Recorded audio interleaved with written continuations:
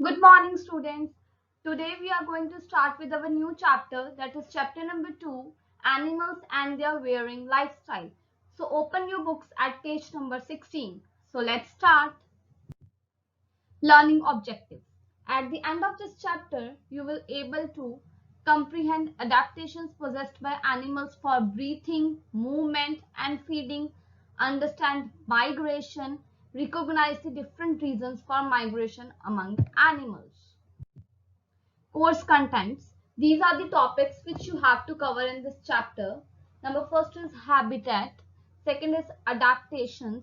Adaptation for breathing, adaptation for movement, adaptation for feeding. And third is migration. Number first, habitat. The place or environment where an animal lives, eats, grows and reproduces is called its habitat. Habitat वो place है जब वो environment है जहाँ पे कोई particular animal रह रहा है, खा रहा है, ग्रो कर रहा है और रिप्रोड्यूस कर रहा है. उस प्लेस को हम क्या बोलेंगे? Habitat. For example, the habitat of a frog is fresh water while the habitat of a camel is the desert. जो फ्रॉग है उसका हैबिटेट क्या है? Fresh water. वो फ्रेश वाटर पे रहता है, खाता है, रिप्रोड्यूस कर रहा है, ग्रो कर रहा है. सो इट मीन्स वो क्या है? उसका हैबिटेट. वेयरएज जो कैमल है वो कहाँ पे रहता है? डेजर्ट पे. तो कैमल का हैबिटेट क्या हुआ? Desert. Adaptation. The process which enables organism to adjust to their environment in order to ensure survival. Adaptation क्या है? एक ऐसी प्रोसेस है जिसमें जो लिविंग ऑर्गेनिज्म है वो अपने आप को क्या कर रहा है? एडजस्ट कर रहा है according to the environment. Animals living in extremely cold environment have thick fur and fat around their body to provide insulation.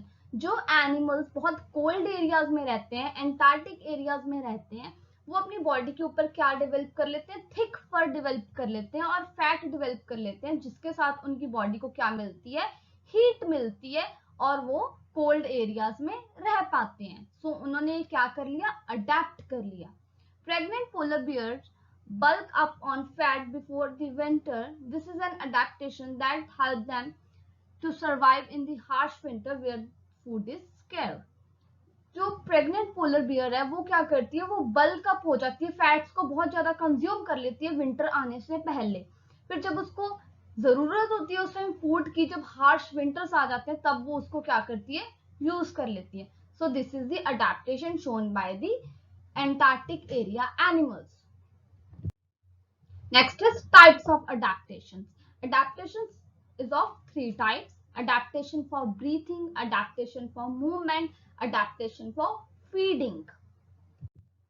We will discuss first the adaptation for breathing. जो एनिमल्स ब्रीथिंग में कैसे कैसे adapt कर रहे हैं अपने आप को जब सांस लेने में. All animals breathe. जितने भी लिविंग एनिमल्स हैं वो क्या करते हैं? ब्रीथ करते हैं. They take in oxygen from there surroundings and give out carbon dioxide. वो सराउंडिंग से क्या लेते हैं? ऑक्सीजन ले रहे हैं और उसके बजाय कार्बन डाइऑक्साइड क्या कर रहे हैं? एमिट कर रहे हैं, दे रहे हैं. Animals have different types of organs to breathe depending upon the habitat in which they live. जो ये लिविंग एनिमल्स हैं इन सभी के पास एक डिफरेंट डिफरेंट ऑर्गन्स होते हैं ब्रीथिंग के लिए. ये किस पे डिपेंड करते हैं? उनके ऑर्गन्स वो किस एरिया में सरवाइव कर रहे हैं, उनका हैबिटेट क्या है. In the adaptation for breathing we will discuss about the body surface, gills, spiracles, lungs, moist skin. Number first, body surface. मतलब कि उनकी बॉडी की सरफेस से ही उन्होंने क्या करना है? ब्रीथ करना है.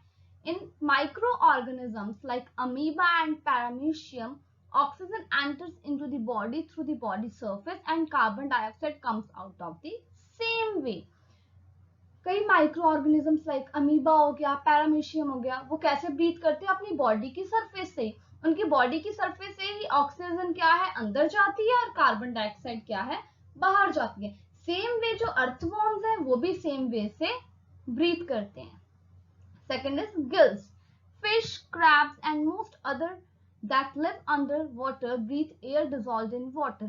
जो एनिमल्स अंडर वाटर रहते हैं, पानी के अंदर रहते हैं, फॉर एग्जाम्पल फिशेज, क्रैब्स, तो वो कैसे ब्रीथ करते हैं, जो पानी के अंदर क्या होती है, ऑक्सीजन डिजोल्व फॉर्म में पड़ी होती है, वो उस वाटर से क्या करते हैं, पानी से ऑक्सीजन को लेते हैं। They breathe with the help of gills, उनके पास एक स्पेशल ऑर्गन होता है गिल्स।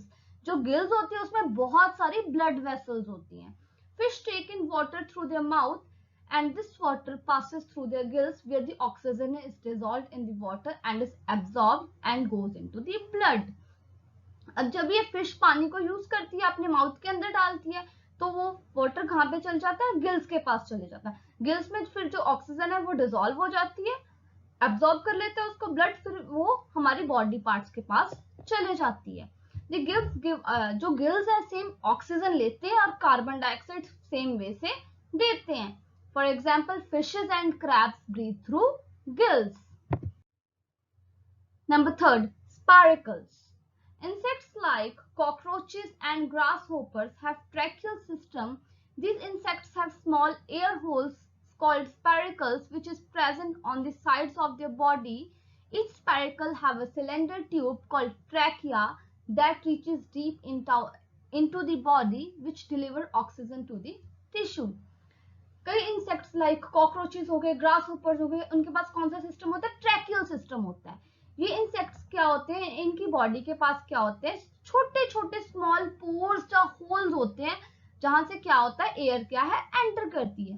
जो स्पेरिकल है वो क्या, एक सिलेंडर, पतली सी सिलेंड्रिकल ट्यूब है जिसे हम बोलते हैं ट्रैकिया, जो कहाँ पे जाती है, which reaches deep into the body, body के अंदर तक जाती है। और ये क्या करती है, ये ट्रैकिया के थ्रू क्या होता है, जो ऑक्सीजन है डिलीवर होती है बॉडी के अंदर।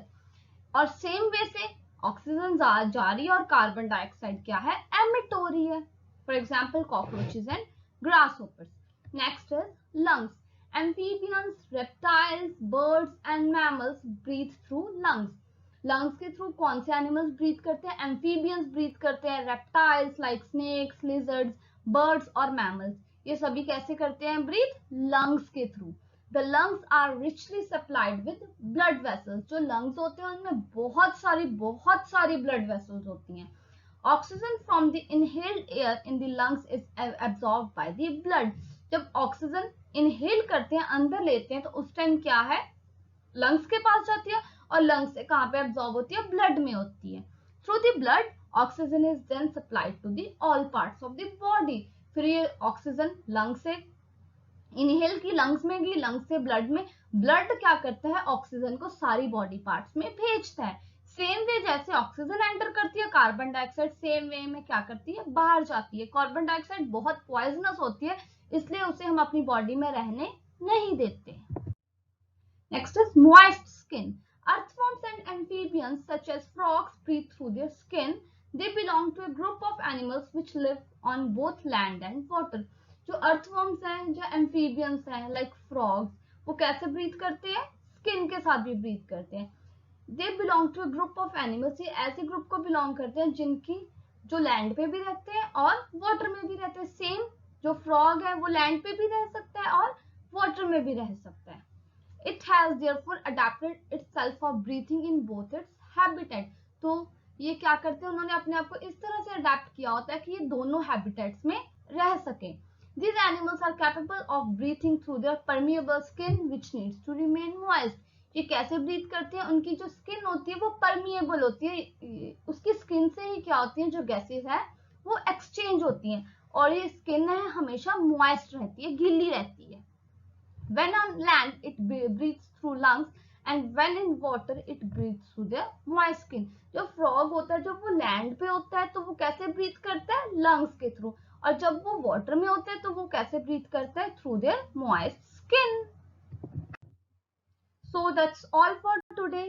Try to attempt all these questions and read page number 16 to 18 from your book for the better understanding of the topic which I taught you today. Thank you. Have a nice day.